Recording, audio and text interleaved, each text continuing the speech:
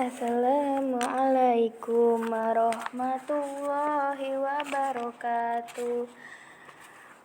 Selamat pagi anak-anak. Oke, mohon maaf ya, tadi yang seharusnya meet karena ada kendala di handphonenya Miss, jadinya meetnya terganggu. Nah, Miss ganti dengan video pembelajaran ya.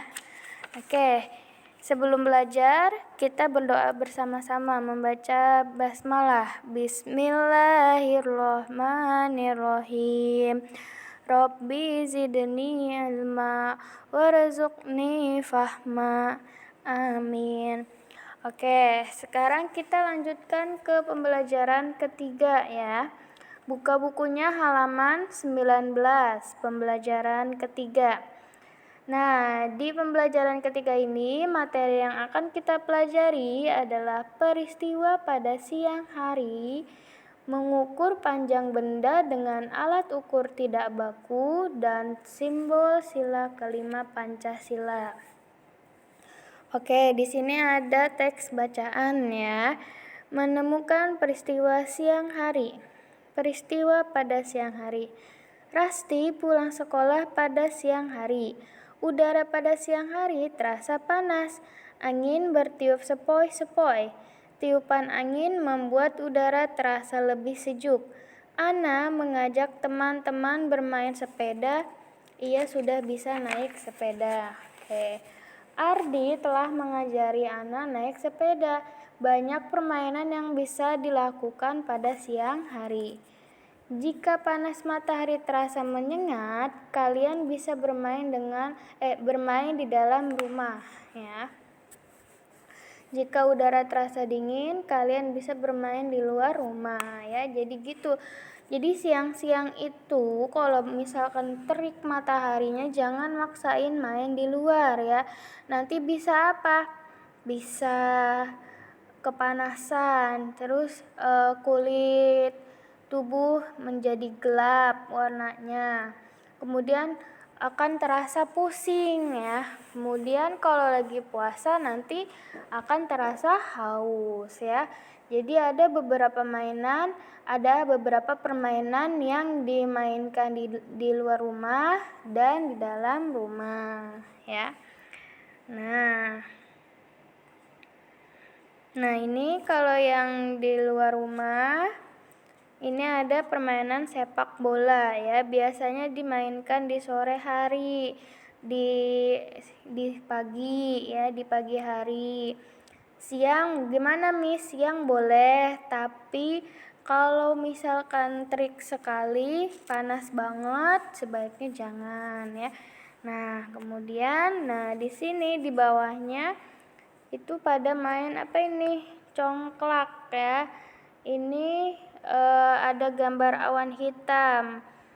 Berarti dimainkannya di dalam rumah selagi malam bisa atau lagi hujan ya. Kalau lagi hujan jangan maksain untuk main di luar rumah ya. Oke, lanjut. Buka bukunya halaman 21. Nah, menemukan permainan dalam keseharian ya. Manakah permainan yang dilakukan di luar rumah dan manakah permainan yang dilakukan di dalam rumah? Nah, berilah tanda centang di bawah permainan yang dilakukan di luar rumah. Kemudian berilah tanda silang di bawah permainan yang dilakukan di dalam rumah ya. Ini ada permainan apa ini? Ya, engklek ya. Berarti dimainkan di luar rumah. Berarti disilang apa? Di checklist. Di centang ya, centang, maaf. Nih. Kemudian ada anak-anak yang lagi main kincir angin ya, kemudian main layang-layang ya. Otomatis ini di rumah. Kemudian ini main apa? Puzzle ya. Nah, ini mainnya di rumah. Kalau di rumah berarti disilang. Kemudian ini lagi main apa? main kelereng ya. Main kelereng itu mainnya enakan di luar, berarti dicentang. Kemudian ini ada yang mainan apa nih? Gobak sodor ya. Ini berarti di luar. Nah, ini yang terakhir mainan apa ini? Mainan karet gelang ya.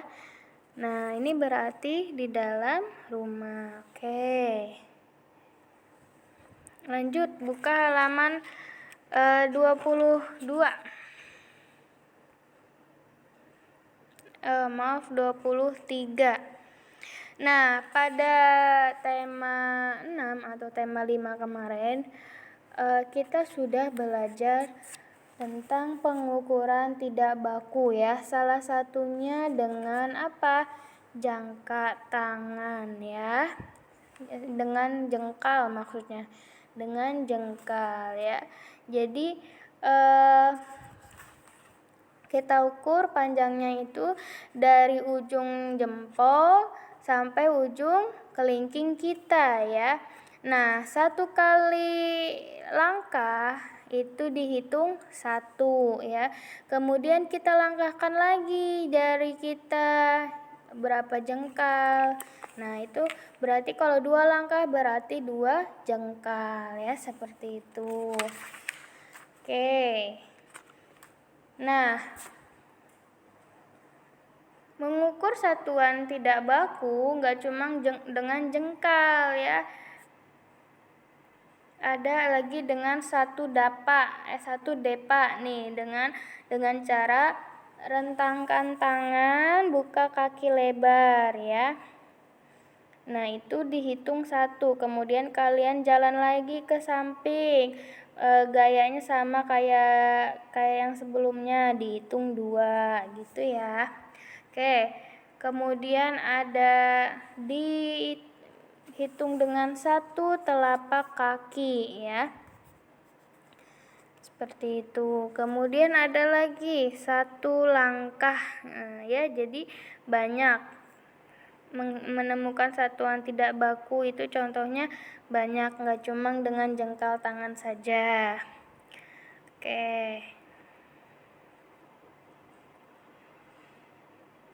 Nah, lihat ada di halaman 25. 1. Berapakah panjang ikat pinggang kalian? Nah, sabuk atau gesper ya. Panjang ikat pinggangku sama dengan titik-titik pensil. Nah, di sini untuk mengukur ikat pinggang pakai pensil. Dan bisa juga pakai jengkal ya. Kita hitung dulu yang pensilnya. Pensilnya disusun, disejajarin sesuai panjang gesper kita. Hitung deh pensilnya ada berapa? 1, 2, 3, 4, 5, 6, 7, 8 ya. Berarti kalian tulis di sini. Panjang ikat pinggangku 8 pensil ya. Kemudian panjang ikat pinggangku titik-titik jengkal ya. Hitung yang di telapak tangannya. Tangannya kita hitung sama-sama. 1, 2, 3, 4, 5, 6, 7, 8, 9, 10 ya. Jadi panjang ikat pinggangku ada 10 jengkal. Oke, seperti itu ya cara menghitungnya. Oke, kita lanjut. Nah, mengamati simbol Pancasila. Oke, buka halaman 27. Nah, simbol Pancasila kelima itu adalah apa? Padi dan kapas ya. Nah, kalau di tema 7 kita sudah belajar sila keempat ya. Sila keempat itu tentang musyawarah, simbolnya kepala banteng. Oke. Sekarang di sila kelima tentang keadilan ya. Simbolnya padi dan kapas ya. Jadi, nih sebenarnya di kelas itu kalau misalkan kalian sudah masuk nanti pasti ada pembelajaran kelompok di dalam kelas ya. Nah, itu salah satunya merupakan contoh pengamalan sila kelima ya. Jadi dalam berkelompok ini kita harus adil ya. Jangan milih-milih teman. Ah Miss, aku mah maunya sama teman aku aja karena sudah dekat misalkan.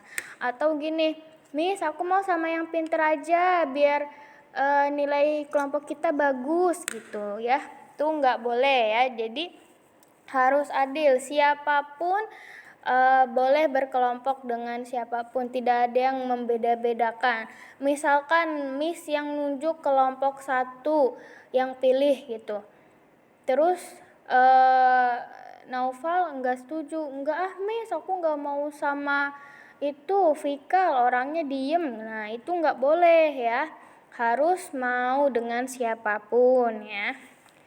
Nih Miss akan menjelaskan sedikit contoh pengamalan sila kelima dalam kehidupan sehari-hari. Nah, yang tadi, contohnya yang tadi ya, yang pertama, nggak boleh milih-milih teman. Ya, itu namanya bersikap adil ya. Baik di dalam kelompok belajar maupun di tempat bermain ya.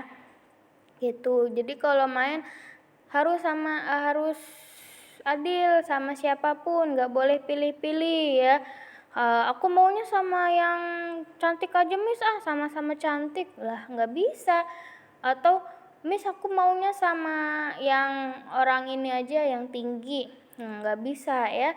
Jadi harus adil. Oke, contoh yang kedua yaitu memberi bantuan jika ada teman yang kesusahan ya. Jadi kalau ada teman yang kesusahan itu jangan didiemin, diliatin doang, dibantu. Contohnya gini, Khairin punya tempat pensil baru, tapi Khairin belum susah membuka tempat pensilnya karena masih baru, masih keras gitu. Nah kebetulan di samping ada Safero. Karena Safero orang anak yang soleh, Safero sudah mengamalkan sila kelima dengan cara apa? Membantu membukakan tempat pensil Khairin ya, itu salah satu contohnya. Kemudian ada lagi menghindari sikap sombong di tempat bermain ya. Mau di tempat bermain, mau di tempat belajar, tidak boleh sombong ya, dimanapun itu tidak boleh sombong. Contohnya gini, Aufa abis jalan-jalan dari Surabaya, kemudian Aufa dibeliin baju baru sama mama. Terus besoknya Aufa main sama teman-teman, sama Ryuki, sama Willy, sama Zalfa ya. Kemudian Aufa begini, mereka main slime ya. Kemudian kata Aufa, jangan mainan slime dong, nanti kotor kena baju aku kan masih baru, gimana sih. Nah terus atau enggak gini, karena Zalfa sebenarnya cuma nyolek doang, mau manggil Aufa, tapi kata Aufa gini, ih Zalfa jangan colek-colek, baju aku masih baru, nggak boleh dipegang-pegang. Nah itu salah satu sikap sombong ya, jadi nggak boleh seperti itu ya, harus rendah hati, nggak boleh sombong, menting-menting punya baju baru masa sombong ya, itu nggak boleh. Kemudian selanjutnya menghargai hasil karya teman ya, kita harus saling menghargai kepada siapapun ya. Contoh di kelas ada tugas kelompok atau tugas mandiri membuat hiasan atau menggambar sebuah pemandangan ya. Kebetulan Jihan sudah menggambar pantai ya. Di situ ada pantai, ada matahari. Wah, indah sekali. Kemudian datanglah Ryuki ke dekat Jihan. "Yah, Jihan gambarnya kurang bagus, jelek tuh, pasti nggak dinilai sama Miss." Nah, itu tidak boleh ya, kita harus menghargai. Bagaimana menghargainya? Cukup dengan pujian. Kalau misalkan teman ya, misalkan gini, "Jihan, gambar kamu bagus sekali." Ya, kan itu salah satu cara membuat teman kita bahagia ya. Kemudian setelah dinilai sama Miss, misalkan nilai gambar Jihan hanya 75 misalkan. Nah, tetap jangan diolok-olok ya. "Wah, Jihan, gambarnya udah dinilai ya, bagus deh. Meskipun nilainya 75 tapi gambar kamu tetap bagus." Akhirnya gambar Jihan tetap dipajang di kelas ya. Itu salah satu menghargai hasil karya teman ya. Gitu.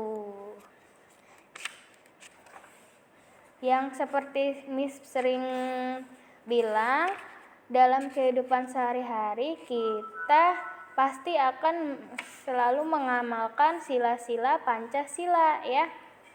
Tidak jauh-jauh dari sila Pancasila, dari yang pertama sampai yang kelima.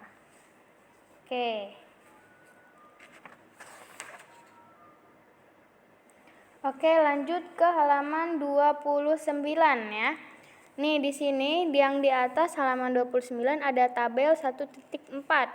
Sikap adil yang pernah dilakukan ya. Sikap adil terhadap ayah, ibu, kakak, adik, dan teman. Nah, contoh sikap adil kepada ayah.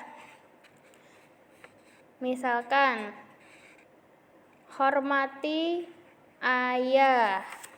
Kemudian mempersilahkan ayah makan terlebih dahulu ya. Jadi kalau misalkan kita mau makan nih sekeluarga di meja makan, kalian jangan makan duluan sebelum ayah kalian ya, karena ini adalah salah satu contoh atau sikap menghargai ayah ya, karena ayah adalah orang yang lebih tua atau orang tua kita ya. Kemudian ibu, terus ada kakak, ada adik. Nah, coba kalian nanti tulis tugasnya yang ini di buku paket aja ya. Kalau yang halaman 29 tidak dikumpulkan ya. Jadi halaman 29 tidak dikumpulkan. Oke. Lanjut kita lihat ke halaman 32.